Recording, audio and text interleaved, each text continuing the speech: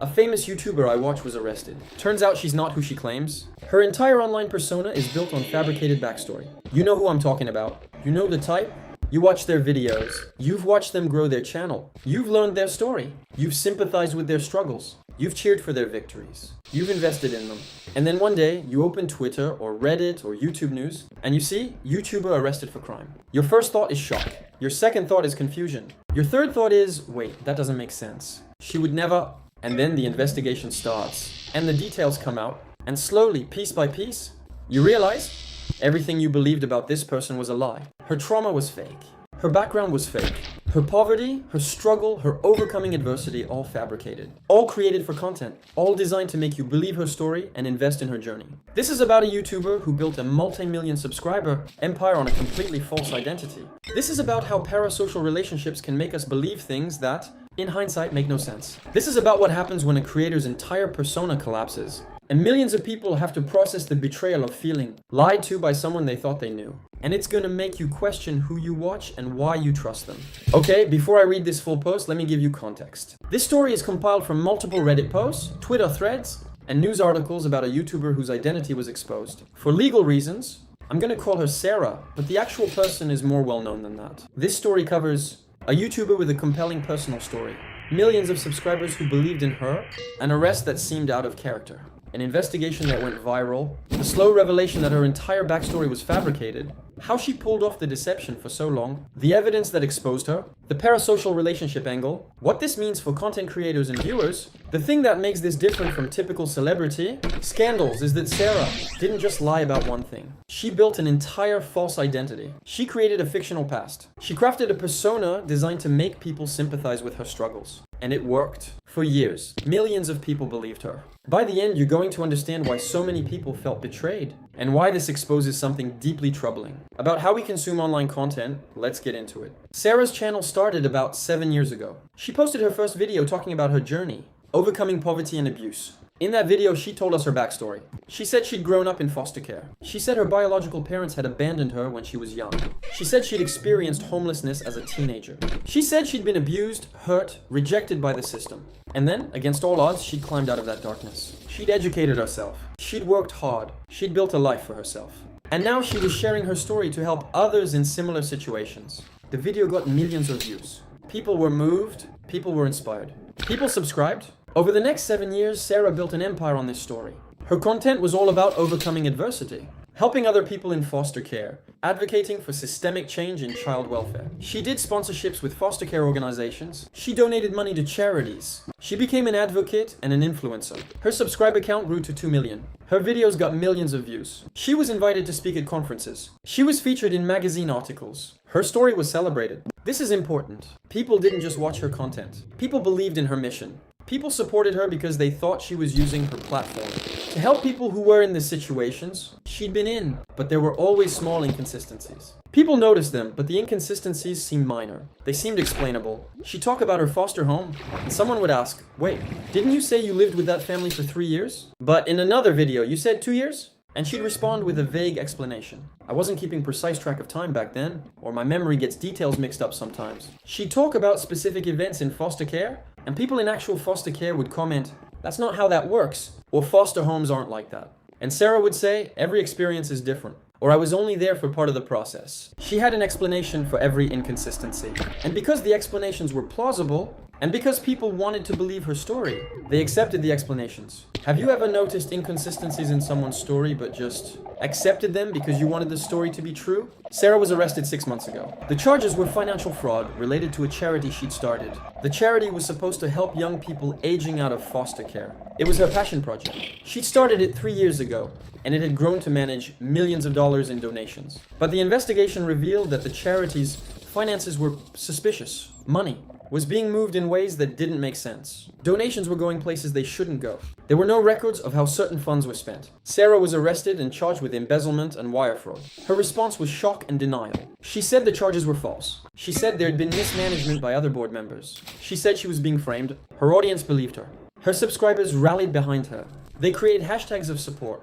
They donated money to her legal defense because this was Sarah. This was someone they trusted. This was someone who'd overcome so much. There was no way she'd do something like this. But then, as the case proceeded, the prosecution began to reveal something more disturbing than financial fraud. They began to question whether Sarah's entire backstory was real. They had investigators looking into her background. And what they found was, there was no record of Sarah in the foster care system. Not in the state where she said she was from. Not anywhere, actually. There was no record of her biological parents abandoning her. There was no record of her homelessness. There was no record of her abuse. There were no police reports. No social services files. No hospital records, nothing. It was as if her entire past had been erased, or as if it had never existed in the first place. The prosecution brought this to court. They presented evidence that Sarah's past might be fabricated. And Sarah's response was silence. She lawyered up. She stopped talking. She stopped posting videos. At what point would you start to suspect someone's story? If inconsistencies started appearing? Or would you keep defending them? Once the idea that Sarah's backstory might be fake started circulating, the internet did what the internet does. They investigated. Reddit communities dedicated to foster care started digging. They had years of Sarah's videos to go through. They started pulling clips and analyzing them. They found inconsistencies. Lots of them. Sarah had said she was in foster care in state A, but in other videos mentioned, landmarks only found in state B. She talked about specific laws and processes that didn't exist in the time. Period, she claimed. She described a foster family situation that, when researchers looked into it, didn't match any actual foster family in any actual system. Some people started to wonder, what if Sarah had researched foster care but never actually experienced it? What if she'd studied the system to make her story seem authentic, but the whole thing was fiction? Twitter threads started circulating. Reddit posts went viral.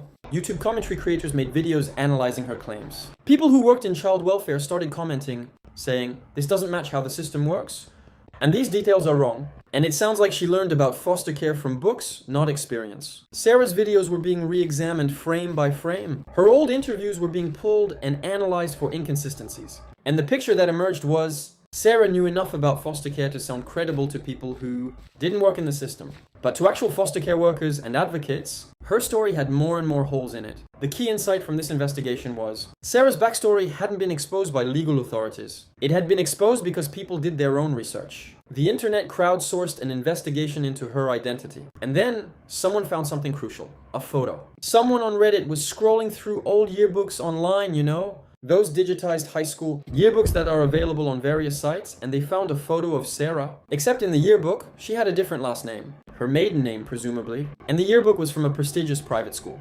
A very expensive, very exclusive private school. Someone cross-referenced that photo with Sarah's address listed in court documents, and they found property records. Sarah's parents owned a multi-million-dollar home in a wealthy neighborhood.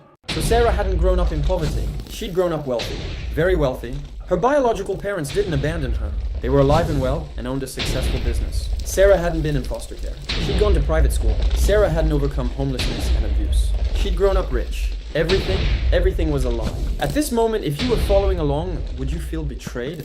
Or would you want to hear her side first? Once the truth started coming out, more people came forward. High school classmates recognized Sarah from the yearbook. They said she'd never mentioned foster care or hardship. She'd bragged about her wealthy family and her private school education. Neighbors from her childhood community said she'd grown up in privilege. Her parents had paid for everything. People who'd known her before. YouTube said she'd always been interested in social issues and storytelling, that she'd always been a performer. One person who knew her claimed she'd mentioned wanting to start a YouTube channel and build a following. She'd researched what topics would be most compelling, and foster care advocates had seemed like an underserved audience with a lot of engagement potential. It started to paint a picture. Sarah had deliberately crafted a false identity to build an audience. She'd researched the foster care system extensively. She'd studied real accounts of people who'd been in foster care. She'd learned the terminology, the processes, the common experiences. And then she'd created a fictional persona based on that research. She'd told this fictional story so consistently that millions of people believed it. She'd used that belief to build a platform, monetize content, secure sponsorships, and most damagingly raise money for a charity supposedly helping foster youth, using her fake credibility as justification. The charity angle became the most damaging revelation. Because she hadn't just lied to build a platform. She'd lied to raise money for a cause. She told donors, I know what foster youth need because I was one. But she wasn't one. She'd never experienced foster care. She was just a wealthy woman, pretending to have overcome poverty, to raise money from people who believed her story. That's when people truly understood the magnitude of the betrayal. It wasn't just personal betrayal of her audience. It was betrayal of actual foster youth who could have benefited from that money. It was betrayal of people who donated believing they were, supporting someone with lived experience. It was betrayal of the foster care advocacy community who'd welcomed her as one of their own. Sarah had stolen their story. she'd appropriated their trauma for content and money. Do you think Sarah is worse than typical fake celebrities? Because she fundraised based on her false story? Or is the lie itself the crime? What fascinates me about this case is, how did she pull it off for so long? The answer is, she was smart about it. First, she was vague. Whenever anyone asked specific questions about her past, she'd give vague, emotional answers rather than concrete details. Someone would ask, "What foster home did you stay in?" She'd respond, "There were so many homes that the specific details blur together. But what I remember most is the feeling of not belonging." It sounds authentic. And it's hard to fact-check feelings. Second, she was consistent in the broad strokes. She had major narrative points she stuck to: abandoned by parents, foster care, homelessness, recovery, advocacy. The smaller details might vary slightly, but the big story was always the same. Third, she studied her subject matter deeply. She knew foster care well enough to sound credible to people unfamiliar with the system. She could reference programs, talk about experiences, use the right terminology. To casual viewers, which is most of her audience, she sounded like she knew what she was talking about. Fourth, and most importantly, she had an audience that wanted to believe her. People want to believe in stories of overcoming adversity. People want to support someone who's been through what they imagine foster care is like. People want their favorite creators to be authentic. That desire to believe is incredibly powerful. It makes people less critical. It makes them accept vague explanations. It makes them defend the person against skepticism. Sarah understood this, and she weaponized it. What Sarah did, whether intentionally or not, was exploit parasocial relationships. A parasocial relationship is when an audience member feels a genuine connection to a content creator, but the creator doesn't actually know the audience member. It's one-sided. Most people understand, intellectually, that parasocial relationships aren't real friendship. But emotionally, it feels real. When you watch someone's videos regularly, you feel like you know them. You know their voice, their sense of humor, their struggles. You've been with them through their journey. Sarah used that emotional connection. She made her audience care about her. And because they cared, they defended her against criticism. They didn't ask hard questions. They accepted her narrative. She turned parasocial relationships into currency, into money, into influence. And her audience paid the price. Do you think Sarah is primarily a criminal or primarily a manipulator? Or are they the same thing? Sarah's case proceeded through the court system while all of this was happening. She was convicted on multiple counts of wire fraud and embezzlement. The financial fraud charges related to the charity were serious. She'd raised over $3 million and couldn't account for how most of it was spent. Some of the money went to personal expenses, her apartment, her car, her lifestyle. She was using charity donations to fund her own life. She got a sentence of 8 years in federal prison. She'll be in prison until her early 40s. The charity was shut down and dissolved. Whatever money was left was awarded to actual foster care organizations. Sarah's YouTube channel was demonetized and eventually deleted by her under the pressure of ongoing harassment. Her sponsorships were pulled. Companies that had associated with her wanted nothing to do with her anymore. She became radioactive. But the consequences extended beyond Sarah herself. Foster care advocacy organizations suffered reputational damage from association with her. Donors became more skeptical of organizations claiming to help foster youth. There was a general skepticism introduced into the space. People who watched her were devastated. Some reported feeling like they'd been personally betrayed. Some said they questioned their ability to judge character. Some said they felt stupid for believing her. YouTube started facing questions about creator verification. How does the platform verify that creators' claims are true? Should they? The answer is complicated, because YouTube doesn't want to be the arbiter of truth. But cases like Sarah's show that there might need to be some mechanism. The really troubling part is, there are probably other creators with fabricated backstories. There are probably other instances of this happening that haven't been exposed yet. Sarah got caught because she committed a specific crime, embezzlement. If she just kept building her platform without starting a charity, would she have been exposed? Maybe, eventually, but it might have taken much longer. And that's a scary thought. It means there could be other creators out there right now with false identities, and we might not know it. What struck me most about this case was how her audience processed the betrayal. Some people were angry. They felt stupid for believing her. They felt manipulated and used. Some people defended her. They said everyone tells stories. Everyone embellishes. They said it wasn't that bad. Some people were devastated. They genuinely believed in her and her mission. They'd felt inspired by her. And now that inspiration felt tainted. Some people questioned their own judgment. If they believe Sarah, what else might they be wrong about? Whose stories should they trust? The foster care advocacy community was particularly hurt. Sarah had infiltrated their space and stolen their authenticity. She'd taken their stories and used them for profit. It took months for people to even begin to process what had happened. What Sarah exposed is a fundamental vulnerability of parasocial relationships. We invest emotionally in people we don't actually know. We believe their stories because we want to believe them. We defend them against skepticism because we feel like we know them. And when those people betray us, the betrayal cuts deep. It's not just a creator lied, It feels personal. It feels like a friend lied. Because in a parasocial relationship, that's what it feels like. I think what this case teaches us is be skeptical. Not cynical, but skeptical. Ask questions, fact check, don't just accept someone's story because it's compelling.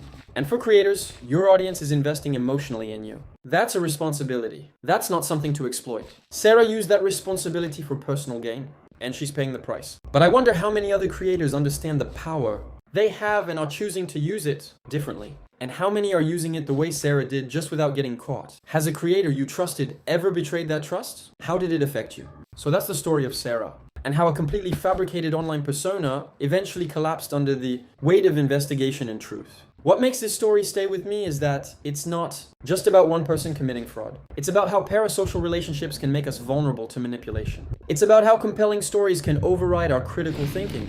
It's about how the desire to believe can make us less discerning. Sarah wasn't a monster, but she was a manipulator.